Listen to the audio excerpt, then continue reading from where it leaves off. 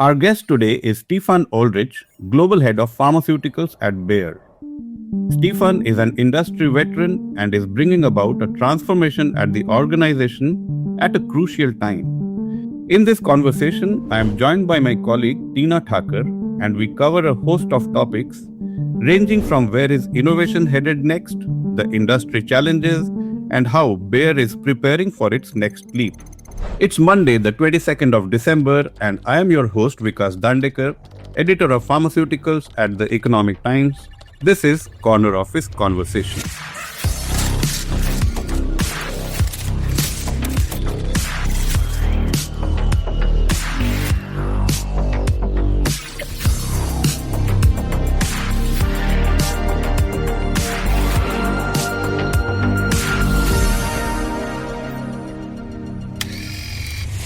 So thank you so much, Stefan, for joining us for ET Corner Office Conversation. It's great to see you here in India. How do you want to describe your visit? I've had wonderful conversations with kinds of stakeholders, from customers to policymakers to people that gave me a new view and also to largely confirmatory view of what I thought India would be. Yeah, so the first and the foremost is the Trump decisions on tariff. How has it impacted your strategies as of now? It is very clear, and I've said this repeatedly, but and I think I speak also on behalf of our sector, are very favorable to rule-based trade around the world. I think free trade has been the basis for an incredible creation of wealth. So far on pharmaceuticals, an investigation is ongoing when it comes to trade. And we'll have to see what the outcome of that is, given that we have a lot of reciprocal trade between US and Europe. That at least gives us some planning, but the rest has to be seen. Right, sure. So China is seen as a big innovation hub. In the last 5-6 years, we've seen a rush of deals that large companies have done. How do you see that axis of innovation shifting? How does Bayer prepare for it?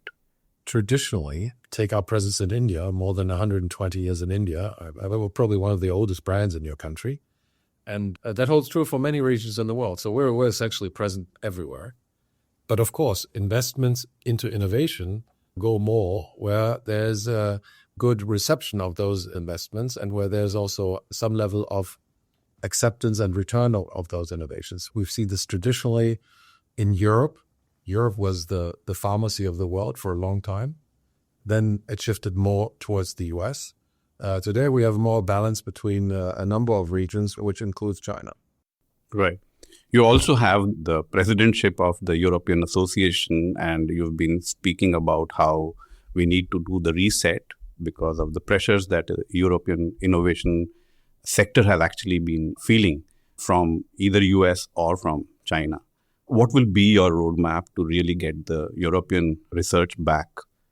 So if you allow, I would like to characterize it with 3 simple words. So what we need to do, we need to accelerate in Europe. We need to attract and we need to have better access. And that's essentially sums up my agenda in this presidency.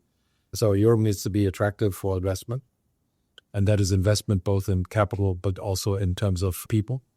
Europe needs to be faster in its approval, faster in reducing bureaucracy, in creating better regulation, and ultimately giving a strong access to all citizens. I mean, one of the most important tasks that we have as innovators is that innovation actually also translates into demand. And so a demand is only then created in a health system where people have actually access to that innovation. So these 3 combined should make Europe competitive with any region in the world. Right. So one of the statements that you made in one of your posts is about breakthroughs require courage, ambition, and crucially the right environment.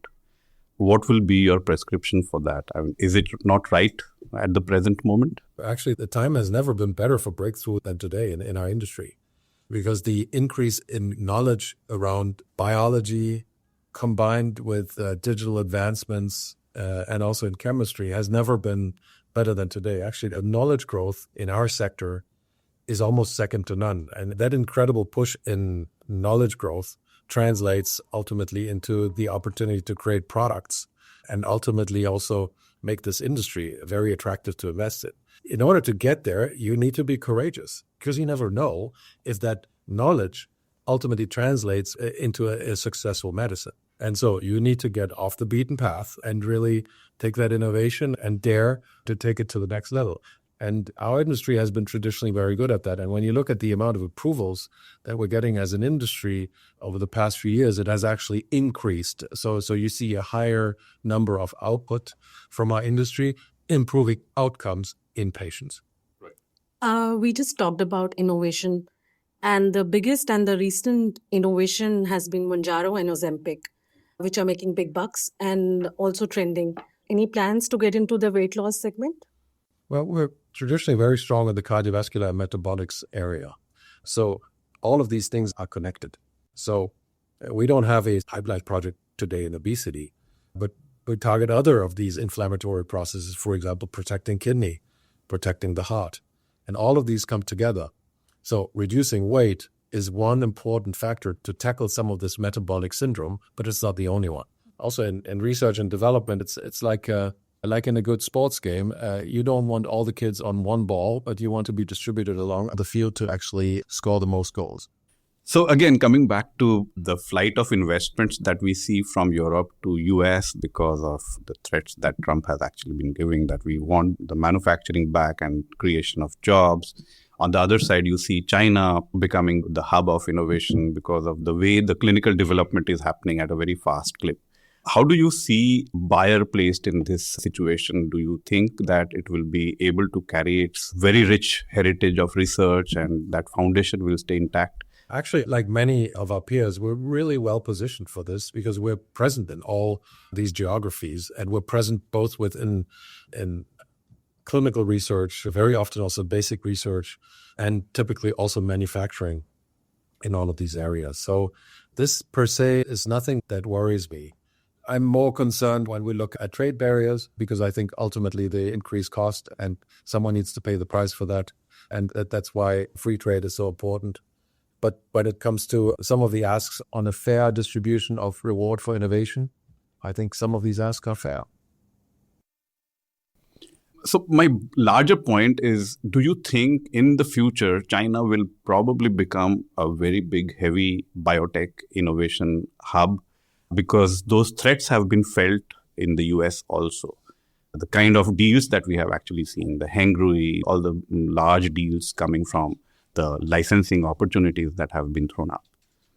If we look at the past as a good proxy for what may be the future, in pharmaceuticals so far, innovation has always been something that was actually shared globally. When a new medicine was invented and clinically proven to be effective, then typically we would try out this new medicine in different ethnicities around the world and then also make it available around the world.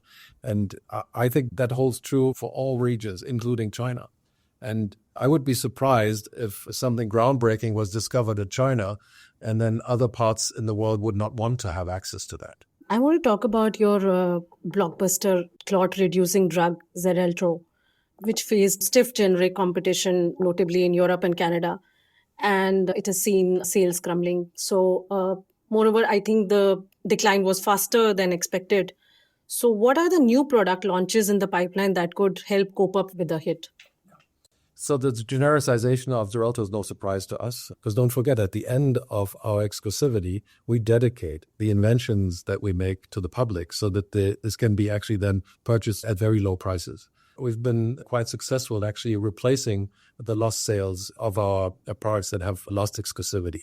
And not everyone was expecting that. And this year alone, you may see that we've upped our guidance where we had initially intended to see a decline of our sales between -4% and -2%. We've now increased the guidance to actually some growth.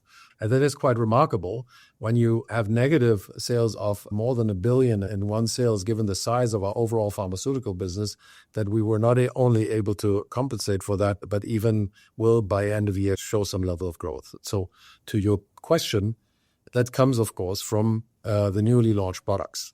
So we're seeing very strong growth coming from a number of products that we have introduced. We've currently either in launch or preparing to launch a number of blockbuster opportunity products like we've never had in such a density, products such as darolutamide to treat prostate cancer, product like finerenone to treat diabetic kidney disease, and now also approved in some countries to treat a very difficult to treat form of heart failure. So these two alone would be generating sales of more than $2.5 billion this year. I'm happy to say, and I've also reported to the capital markets, that we will be exceeding that number in a significant way. We've launched a new form of our market-leading product in back of the eye, retinal eye disease. Aflibercept is the drug name, in an 8 milligram version that also contributes to that. And we're gearing up to launch a new non-hormonal option for women that suffer from menopausal symptoms like hot flashes or sleep disorder. And by end of year, we expect some data readout of a novel anticoagulant called asundexian, where we had a failed study 2 years ago, which is something that happens. But let me tell you, people like to remind me of the failed study. Out of the last 10, 9 were successful. And when you expect 60% success rate in your phase 3, then I'm actually quite happy with the hit rate that we're seeing. So all in all, when you look at our total business, it's small growth. But if you discount the effect of Xarelto, we really expect to see growth in the coming years. And one thing that very often remains unnoticed in this growth story is that we have a very stable backbone business, which even has elements of strong growth, like radiology, where we are world leaders in contrast media and injectors, which this year shows almost 10% growth in the first half. We're still the leading company in women's healthcare, mostly with long-acting contraceptives, but also short-acting contraceptives, where we've also seen growth around the world this year. So it's a good year for us. So in one of the statements also you mentioned we may no longer be in the top 5, but in the business, size is not the decisive factor. Innovation is. A lot of innovation is changing. It's a transformational period that we are seeing, the shift that we have seen in ADCs, in multispecific antibodies, and people are now talking a lot about oligonucleotides, cell and gene therapy. You have been doing so much of work. How do you characterize the change? How do you think Bayer is going to be at the top of the heap? So I think I may have said that this is an industry where size alone is not the decisive factor. When you have other sectors that are heavily invested into production, for example, then this equation may be different than in ours. So I think we're seeing, I said it before, unprecedented advances in science, and they're translating into products that people couldn't even dream about before. And in Bayer, we have a number of potential new medicines in our pipeline that also give me very often goosebumps in terms of what is possible. You mentioned cell and gene, which so far haven't really broken through as a therapeutic modality.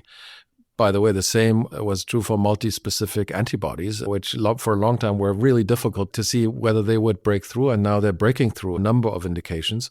So I expect the same to happen in cell and gene therapy, because we just know that at some point the body ceases to function in many people, be it age-related or for some other reasons, and then to have the ability to repair damaged or non-functional cells is just too promising to not pursue.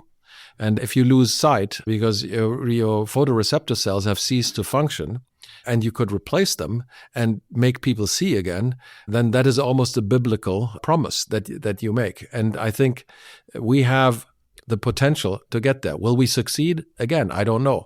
But that's the part of courage that I was insinuating before.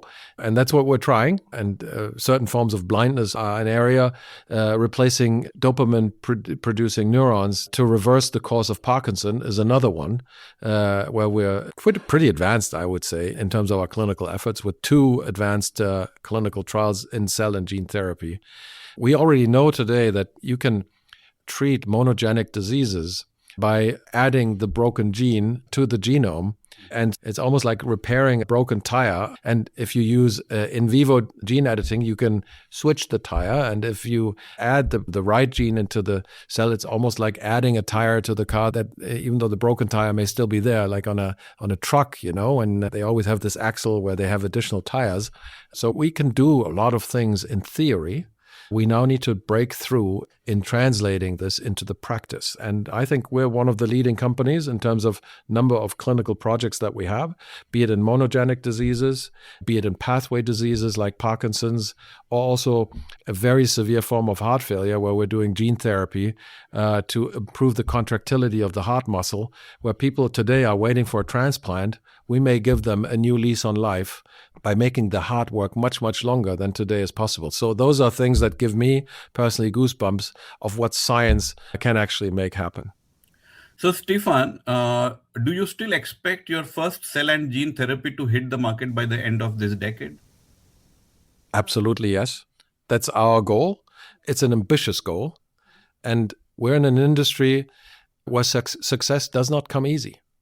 We face lots of risks in terms of failure in our clinical trials, so I cannot predict whether we will be successful with that. But the challenge is out there. We would love to have this by the end of the decade because patients are waiting for it.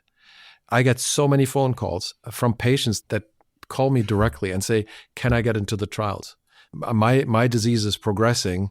This is the only hope that I have to lead a normal life and to extend my life. And I can see it in your face now that this gets under your skin as well. Like it gets under mine every time I have these conversations. When you sit with a Parkinson patient next to you, and right during the discussion that you have with the patient, this patient becomes dyskinetic and starts to make movements that none of us normally would make because our dopamine is regulated like it should be, while that patient's dopamine is not regulated like it should be. You immediately say like, wow, we need to be faster.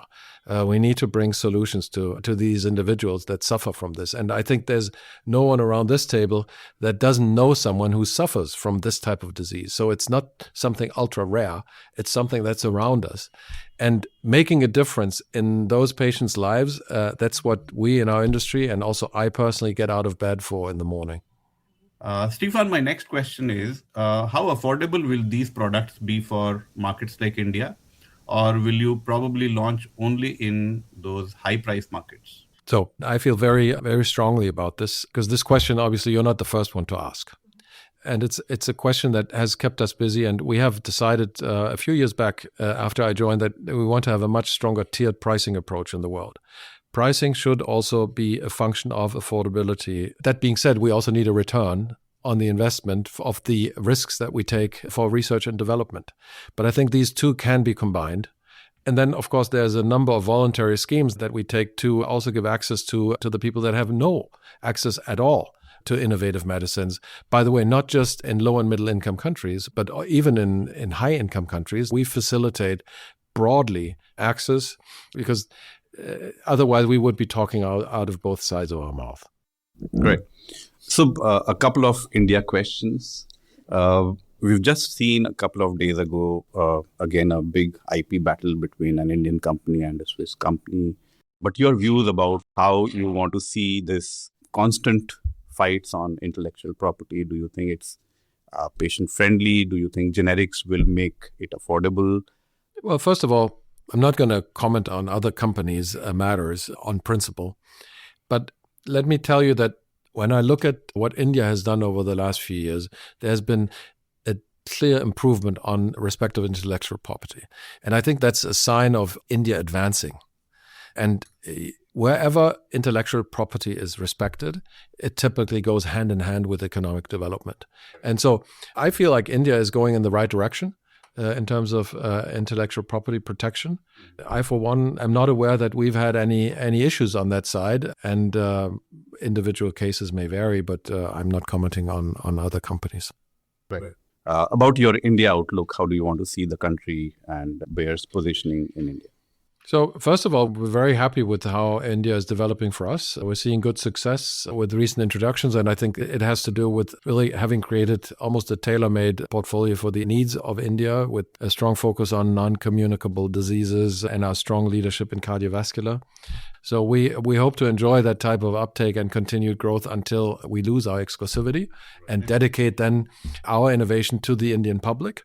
And then generic companies will take over. India is projected to be one of the fastest growing economies in the world, and it's going to increase the middle class, also the size of people having access to innovation. And all I can hope for is that we can actually accelerate there also India is investing today below the OECD average in health. And investment in health is always a proxy also for wealth of a society. And so I applaud again the government's intent to increase that. And so I'm positively optimistic about where this is headed. And I mean, you have a long history since your independence, and I see that over the last few years, progress is accelerating. So that's a really good thing. So you have collaborated with Dr. Reddy's and Sun Pharma. Will we see more such partnerships in India? And is there anything in the pipeline? So first of all, we're extremely pleased with those partnerships. And I think it comes to show that also local companies and multinationals can very successfully work together. So by the way, we have some similar type of arrangements also in other geographies in Europe, for example, where it's not uncommon to give out semi-exclusive licenses for some of our products. And it has come to show that for India, that's actually a way to reach out to more doctors, to reach out to more patients and actually improve access around the country. And I'm very happy that Dr. Reddy and Sun are our partners. So as we introduce new medicines into India, we will always consider this type of partnership. So Bayer has significantly reduced its headcount this year. Will we see more people going? So headcount is something that typically flexes up and down. In India, we've been increasing our headcount. And in other parts of the world, we've been increasing our headcount. So to me, it's always a function that responds to the needs of the business. We've decreasing headcount, for example, in sales and pharmaceuticals in Europe because our sales are shrinking in Europe. So that's something that breathes with the business. And when you look at our pharmaceutical business, I would expect that we will continue to have these changes, positive and sometimes also negative, as we move forward.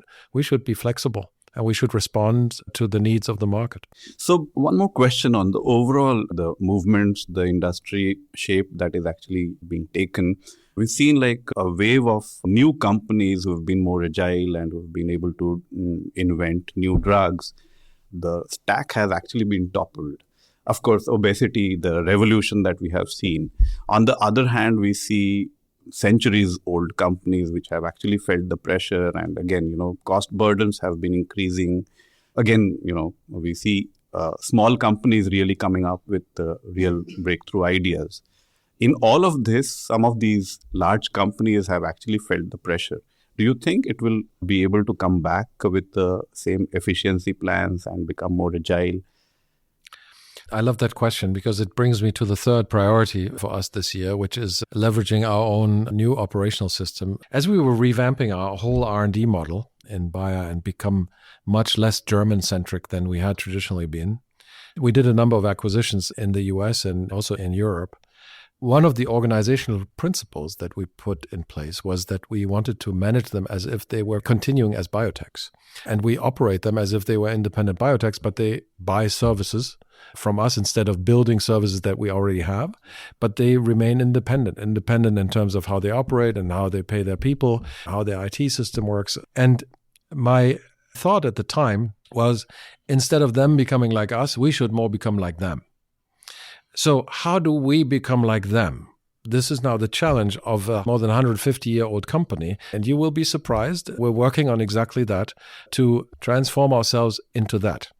Typically, what makes a small company agile is they pursue much fewer priorities and they are much more outcome focused than are large companies. And the idea is relatively simple. Can you actually move away from a functional organization into a more outcome-based organization? Now we decide more in an end-to-end fashion our products, and we've created speedboats like biotechs inside the company, which we call the product teams. And we do this in R&D as we do it in our commercial stage products. And before, functions had budgets and that they would allocate those budgets to what they thought were the highest priorities. We now have sort of like taken away that liberty of spend and given it to the projects. And now the projects can source themselves very dynamically from the functions. So we've sort of like flattened our hierarchies by moving the money in a very different way and also giving that system change to our people. The same we're doing, by the way, in the countries. If you take a country like India, we were much more traditionally focused in the past in so-called business units. And these business units had their budgets and they were following in their silos how to best optimize the silo. We've dissolved these silos and they now work much more dynamically. They say, where do we have our biggest growth opportunities? Let's move resources from left to right. And when you have an outcome-based system, ownership has a totally different meaning. So what we've tried to do is really a system change. We run these product units like if it was a portfolio in a venture fund. Right. So I give them a clear target. In the next 3 years, I expect these outcomes. And against that, you get the following framing in terms of money that you can spend and invest. If you don't get to the outcomes, I will change your framing. So that gives a totally different accountability to the people that sit in these end-to-end teams. And maybe, you never know, it's the hen and the egg. Maybe this is also one of the reasons why we're performing so well. Wonderful talking to you. Thank you so much for joining us for this show. Thank you. That was Stefan Oelrich of Bayer, and he was very candid on issues that needed clear responses. How companies are grappling with research on new drugs, Europe's own challenges, and where India stands for Bayer. This episode was produced by Vinay Joshi, sound designed by Amrit Reji. A new episode of Corner Office Conversation drops on Mondays, wherever you get your podcasts. This is your host Vikas Dandekar signing off. Thank you.